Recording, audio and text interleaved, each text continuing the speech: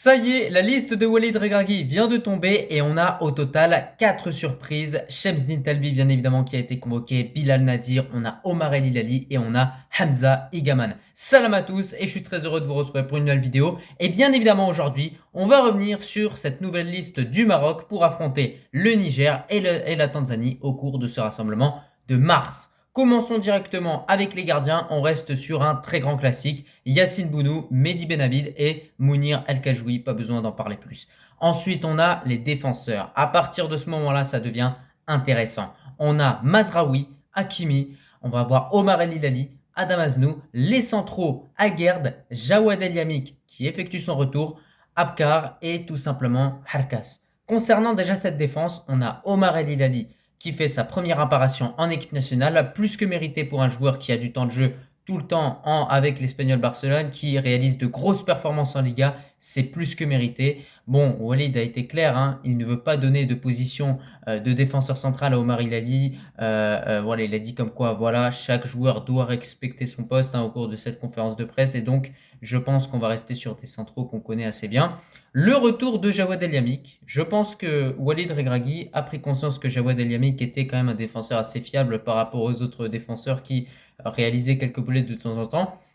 Et donc c'est pour ça qu'il compte directement sur lui. Donc là on a apparition de Omar El Hilali, apparition de Jawad El Yamik. Ensuite on a ce milieu de terrain. Mais avant de parler du milieu de terrain, on doit faire un petit point au niveau du dossier Ayoub Bouadi. Clairement, lorsqu'on écoute les propos de Walid Regragui, on sait qu'on n'a que à attendre pour l'instant véritablement que le joueur se décide finalement et choisit de représenter les couleurs du Maroc. Ce n'est qu'une question de temps ce dossier. Ça sera soit en juin, soit en septembre. Concrètement, c'est ça qu'il faut comprendre vis-à-vis de ce dossier concernant Ayoub Bouadi. Mais la volonté de l'entourage de joueurs, la volonté du joueur en lui-même, c'est de représenter le Maroc. Donc pour l'instant, il va disputer 7 Euro U21 avec les espoirs de la France. Mais une fois que ce sera terminé tout ça, eh bien il va choisir de représenter le Maroc. Pour moi, on va assister au même type de dénouement auquel on a pu assister justement avec Brahim Diaz. Je vous le dis, donc ne craignez rien. Aussi, on a eu le dossier El Enaoui. Alors, Walid l'a dit, la porte est ouverte. La fédération peut faire le premier pas, mais il faut également que de l'autre côté, il y a un pas. Et là, ça envoie un signal direct.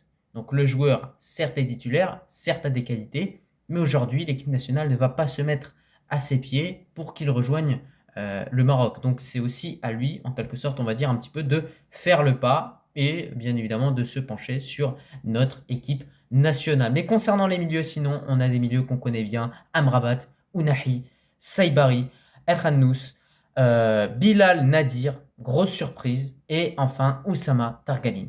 On va bien évidemment revenir sur Bilal Nadir. Donc, pas de Belayan, pas de Richardson, pas de Bouchouari. Finalement, Bilal Nadir. Donc, je pense que c'est pour sécuriser et faire en sorte que ce joueur-là ne puisse pas changer de nationalité sportive. On sait qu'il y avait certaines personnes qui l'avaient associé à la France, certains même qui l'avaient associé à l'Algérie, alors qu'apparemment il n'a aucun lien avec ce pays-là. Donc, ça vous montre bien qu'aujourd'hui, voilà, il ne faut pas donner de crédit à n'importe quelle information. Et donc là, de manière extrêmement claire, Walid Regragui, il a mis les points sur les i, les barres sur les t, et il nous convoque ce joueur-là, ce qui montre bien qu'il a choisi de représenter le Maroc et que désormais, il restera toujours avec nous. Donc voilà, Bilal Nadir, joueur de qualité, qui arrive à avoir du temps de jeu dans un milieu de terrain qui reste quand même extrêmement compétitif à l'OM. Donc reste à voir maintenant ce que ça va donner. Walid Regragui a justifié ce choix en disant que c'est un joueur qui a un profil différent par rapport aux autres milieux qu'on a connus, et surtout en disant que ce joueur-là, c'est un joueur d'avenir. Et là-dessus, je suis totalement d'accord. C'est un joueur qui a un gros potentiel, il ne faut pas sous-estimer son potentiel, et je vous invite à regarder ses matchs, vous verrez qu'à chaque toucher de balle, il a véritablement un plus à apporter à cette équipe de l'Olympique de Marseille. Donc ce plus-là, il peut également nous l'apporter en équipe nationale. Hâte de voir ce que ça va donner. Mais en tout cas, voilà, ce rassemblement, voilà, on est encore à quelques mois de la CAN, ça nous permet de tester de nouveaux joueurs. Et donc c'est pour ça, en ce sens, que Walid a décidé de convoquer Bilal Nadir. Mais quand on voit encore une fois ce milieu de terrain, c'est là où on se rend compte à quel point notre équipe nationale, elle est remplie de joueurs de qualité à tous les postes. Ce milieu de terrain, il est très impressionnant, tout comme la défense que je vous ai citée juste avant. Il n'y a absolument rien à dire. Et voilà, c'est magnifique. Tout simplement, c'est plus que magnifique. On va ensuite directement passer à l'attaque parce que là, c'est le plus intéressant. Concernant les ailiers, Brahim Diaz, Ezal Zouli, Shemsdin Talbi, Osam Sahraoui, Ben Seguir et Amin Adli. Franchement, déjà, on a 5 ailiers qui ont été convoqués. Ça fait quand même beaucoup, je trouve, en termes de nombre d'ailiers, de joueurs sur les ailes. Alors, concernant Ziyech, bien évidemment, un petit point a été fait encore une fois. Le joueur doit être en forme pour être convoqué. Voilà, il n'y a pas plus clair. À tous les rassemblements, ce sera ça. Certes, il a marqué un but en club. Voilà, certes, il commence à reprendre du temps de jeu au Qatar.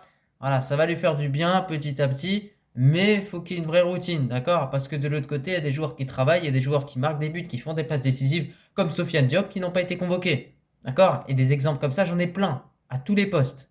Donc, c'est pour ça que Ziyech doit rehausser son niveau, doit revenir à son meilleur niveau. D'ailleurs, il y a certaines informations qui nous disent comme quoi le joueur a décidé de laisser l'équipe nationale pendant un moment. Donc peut-être qu'il veut se concentrer sur sa carrière en club pour ensuite revenir directement en équipe nationale lorsque lui se juge prêt et lorsque Walid Regragui sent que le joueur est en forme. Et je pense que ça, c'est la meilleure des choses à faire.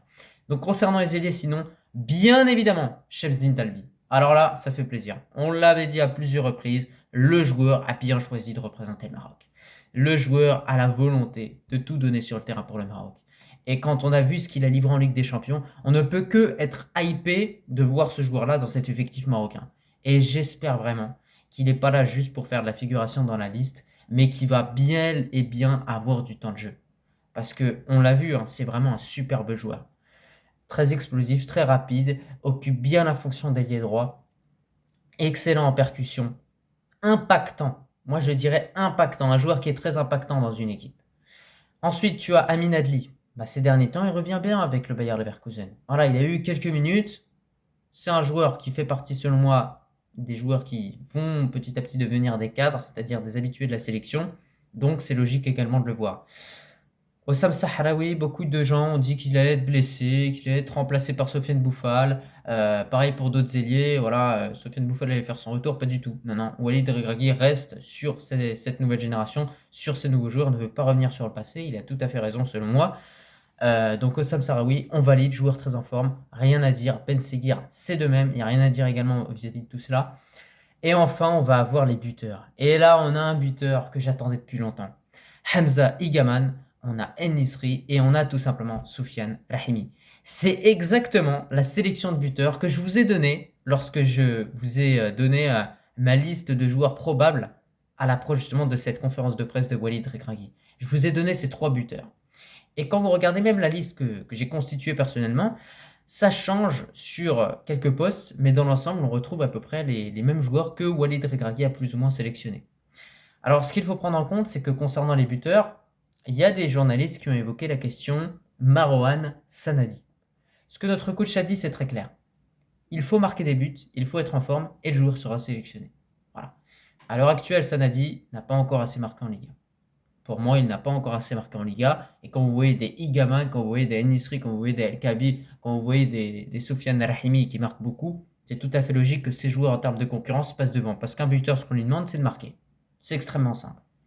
Alors, un petit point également que j'ai oublié de faire en défense. Sofiane Diop. Alors là, Walid Regragui a été très clair. Et il a dit les termes. Concrètement, il n'y a jamais eu de discussion entre lui et le joueur. Donc déjà, toutes les rumeurs qui ont été balancées comme ça, honteux, vraiment totalement honteux. Deuxièmement, le joueur, lui, de son côté, il a toujours voulu représenter l'équipe de France. Et la troisième chose à prendre en compte, c'est qu'aujourd'hui, l'équipe nationale ne va pas se mettre à terre pour un joueur comme ça. Aujourd'hui, c'est une fierté pour tous les Marocains de vraiment vouloir représenter l'équipe nationale. Et donc, on ne va pas se mettre à terre pour un joueur qui ne fait pas le premier pas. Donc voilà, encore une fois, beaucoup de rumeurs qui sont balancées comme ça à chaque rassemblement. Là, au final, on est clair là-dessus. Voilà, là maintenant, c'est clair, on sait que comment ça s'appelle, Issa Diop ne viendra pas au Maroc. Et ce qu'il a ajouté, notre coach, c'est qu'il a dit qu'il n'y aura sûrement pas à l'avenir de discussion. Donc là, on ne peut pas être plus compréhensif que ça. Voilà. On comprend totalement ce choix-là. Et en tout cas, c'est tout à fait logique de ne pas le convoquer. Pour moi, c'est tout à fait logique parce que le joueur n'a aucune volonté de représenter le Maroc. Donc il reste dans son coin et nous, on reste dans le nôtre. Donc voilà, pour reprendre concernant les buteurs, que des buteurs qui plantent des buts, que des buteurs qui méritent d'être là. Dans l'ensemble, cette liste-là, quand même, quand on la regarde dans son ensemble vraiment, franchement, wow, c'est du lourd. Et dire qu'il y a peut-être encore d'autres joueurs qui vont être là, qui vont nous rejoindre. Ayoub Bouedi, j'y pense notamment. Je pense à bien d'autres joueurs aussi. Bah, c'est là où on voit qu'il y a un effectif de fou, quoi. Il y a vraiment un effectif incroyable. Et dès que vous avez un absent, vous avez un nouveau jeune joueur qui vient le remplacer. Vous avez des joueurs qui, quasiment tous les mois, choisissent de représenter les couleurs du Maroc. Et ça vous montre bien l'élan sur lequel aujourd'hui la Fédération royale marocaine de football est, et sur laquelle également le Maroc est, de façon plus globale. Donc, magnifique cette liste, il n'y a absolument rien à dire. Alors oui, il y a eu des absences. Oui, Bouchouari n'a pas été convoqué. El Azouzi, Richardson, oui, c'est des choix qui ont été effectués. Mais de l'autre côté, on va découvrir un Bilal Nadir. Et ça se trouve, Bilal Nadir va nous surprendre, comme peut-être qu'il va nous décevoir. On ne sait pas ce qui se passera. Mais dans tous les cas, il faut donner des opportunités à tous les nouveaux joueurs. Et c'est vraiment cette initiative que j'ai beaucoup appréciée dans cette liste. Mais sinon, 4 nouveaux joueurs quand même. Omar El Hilali, j'ai hâte de voir ce que ça va donner. Hamza Igaman, je suis pressé de le voir demain. Bilal Nadir au milieu de terrain pour rentrer sur un quart de match ou sur un demi-match, pourquoi pas. Donc voilà, il y a de la qualité partout.